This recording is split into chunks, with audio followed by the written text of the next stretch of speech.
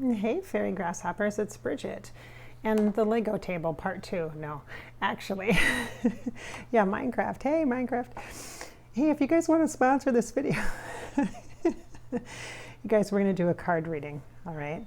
And this is sort of a continuation from, I just did a card reading for you, a deep one, where I talked about the Legos on the table, and we talked about the panda bear totem because that was what was right here.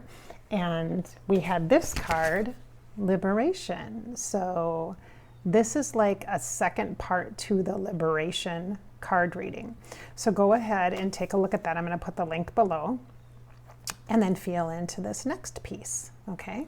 This is from the 13 Moon Oracle deck, which looks like this, which is a deep, divine feminine deck with 13 different archetypes. There are 3 cards that represent or connect to each archetype. One is a frequency, some kind of an energy, which is like a color or some kind of a connector that way, alchemical. And then also there's a tool that you can use, a frequency tool. It could be a sacred geometry shape, could be a staff or a Merkaba, that kind of thing. So that's how it works. So I am going to share with you. So what I was doing was, as I was putting away these cards, and this one came, like it stayed on the table. So I thought, okay, there's a part 2 to this. And so we're going to use this for our part 2. All right. And you can, if you find this standalone, totally fine. Just work with the energies that are showing up for you. Okay. All right. So here is the card. Of course, right after liberation, there is fulfillment. Perhaps the goal of liberation, of liberating ourselves. As we spoke in the previous video card reading, of liberation to allow ourselves to integrate, and that's how we achieve liberation. It's not some bold action, some standing like Joan of Arc on the edge of a cliff ready to go into battle. It's not like that. Oh, please, not that dramatic. It feels very dramatic. It's very internally tumultuous, for sure. Oh yes, it definitely is. Those feelings can be heavy. Oh yeah, they can be. And so we got to work with those, because that's part of our alchemy. That's part of our understanding about being a human and being a spirit, is the energy. That's the in-between, you guys. That's what translates, okay? So we got this card. This is actually the Vesica Pisces. Do you see it? The sacred geometry shape in the middle where there's 2 overlapping circles, and then in the very center is the portal. This is beautiful. This is totally a woman. This is totally the transfer of power, the sharing. It's a welcoming in, an invitation to become one with, to merge with. And it's also a release as well. So it also can be clearing out or letting go of what no longer serves, and embracing the power of the physical body and allowing the spirit to flow freely, to be truly a free spirit. So fulfillment. So this, see the Vesica Pisces symbol right there? This is the goddess of love. This is the goddess of love, the frequency of pink. It's about compassion. And oh, those pink roses. Do you see the roses? There's sort of roses in the background here. Yeah, that soft rose. It seems so fragile, so delicate. A piece of beauty that you just can't touch. It's almost like beauty and fulfillment is so fragile that we can't touch it. We can't just grab it and hold it and squeeze it, because it needs to be touched very gently and handled with such care and sweetness and tenderness. That's life. You guys, that's life. Everyone that's listening right now, this is life. Ultimately, the goal is the fulfillment, and the fulfillment comes through the experiences and through the expansion of the integration of energy. Now, as I'm looking at this card, I'm really noticing the similarities. Do you see the similarities here? Look at the circles. Look at that. The circle is the sacred container. Look at that. The center of us, the core of us. This feels like the energy of that cauldron in the low belly, the sacral chakra. This is that root chakra energy, as well as the union between the root chakra, the deep red, rich root chakra at the base of the spine, at the front of the body, and also the pink, the light, loving, tender-hearted energy. So the union between the heart space, and the root chakra, honoring and acknowledging the cauldron in between, which is the sacral chakra, the womb space. Do you see that? See how this is? This is beautiful. This is quite beautiful. And that purple, a little bit of magenta that's kind of showing up, the lavender, the violet flame used. Here's the flame in the center, the fire, which isn't the fire of the cauldron in the low belly like this card is, but this is the fire that is within the heart space, the sacred fire, tending to the sacred fire, just the sweet, soft energy of the candlelight. And this purple, so the violet flame, is a transmutation energy, an energy used to transmute or burn away gently. Different than Kali's fire. Okay, the goddess of compassion could be someone like a Kuan Yin. Very soft, very gentle, sitting upon the lotus flower energy. Very, very poignant here.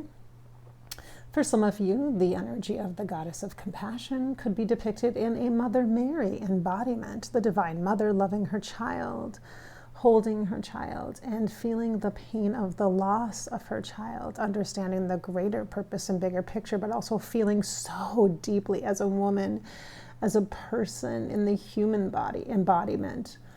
We cannot transcend our human life experience or escape it through spirituality. We must unite with it. There is union here. That's what the overlap is. The Vesica Pisces is that overlap. It's like a Venn diagram. That's exactly what it's like.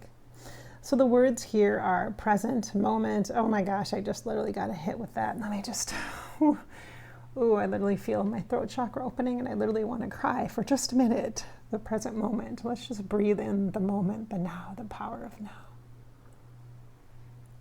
I need a sip of coffee for that. Yes, I do. Maybe I need 2 sips of coffee for that. Yes, I do.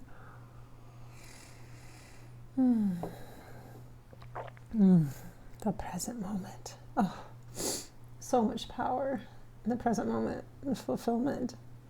So much compassion for ourselves. Hello, empath. I feel you. I feel your tender heart. Oh, I do. There's a candle, the flame in the middle, that holds the hope of the light for all of us. The love is here. The love is here now.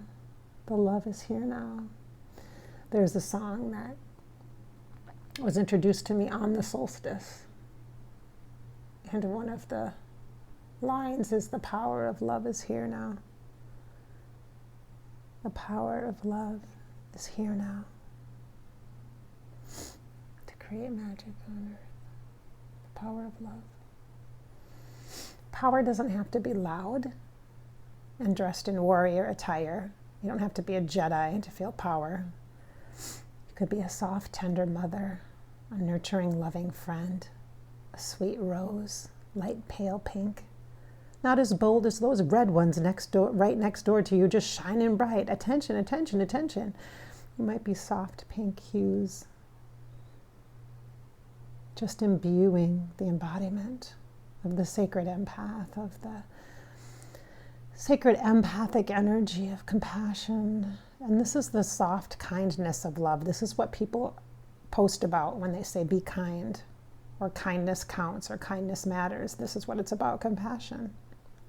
And it's not intended to express outward and be bold in gestures. It is intended to be wrapped, embraced, held tightly within us, and then released, like a breath of air, like breathing it in and holding it tightly and just squeezing a little bit, that compassionate kindness energy, and then releasing, relaxing into the energy of the kindness as the compassion flows throughout your physical body and touches the different layers of grid systems within your chakras, within your energy being, to really just flow that love, that compassionate form of love through fulfillment. Present moment, open-hearted, feelings, embracing and welcoming. This is an invitation for you, dear one. It is an invitation. How will you choose to receive this? Look at this card. Notice what stands out to you. There are many factors and facets here. I see what appears to be a compass, noting the directions. Perhaps the rhythmic time energy is present for you right now. Timing is a thing. The glow of the candlelight within might represent something different in a different part of you, in a different part of your body.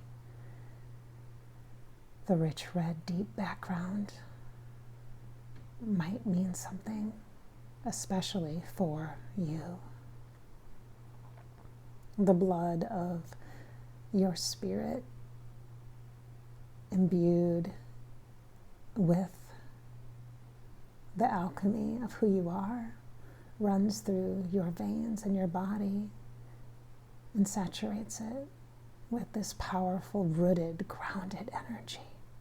Power does not mean intense. Power can mean steady, balanced, stable. Love is our truest power. Thank you to Lady Kuan Yin, who is inspiring some of this conversation.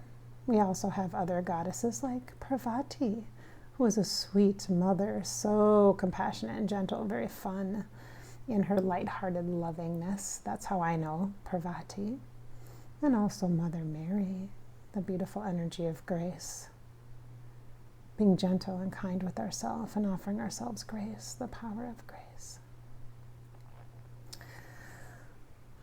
So this is a card for you. This has a lot of depth of meaning. You might want to get out your journal and work with this. I would also encourage you to listen to the Liberation card reading as well, as these are companions. And how you find these is exactly right. So they're both circles too. The energy of the sacred geometry is both the circular, which is cyclical, cycle, you're in a cycle. So if you find this card reading first, listen to this one first, this video. If you found this one first, great, this is a great accompaniment. But you can also go back then after you listen to this one today.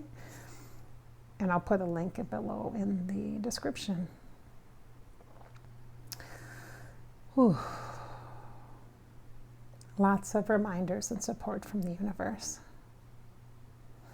Honoring the 4 parts of who we are: body, mind, heart, and spirit.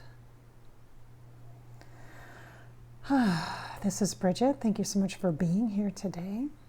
I hope that I've been able to inspire your spirit and fill you with some hope with this particular card reading. Again, this comes from the 13 Moon Oracle deck.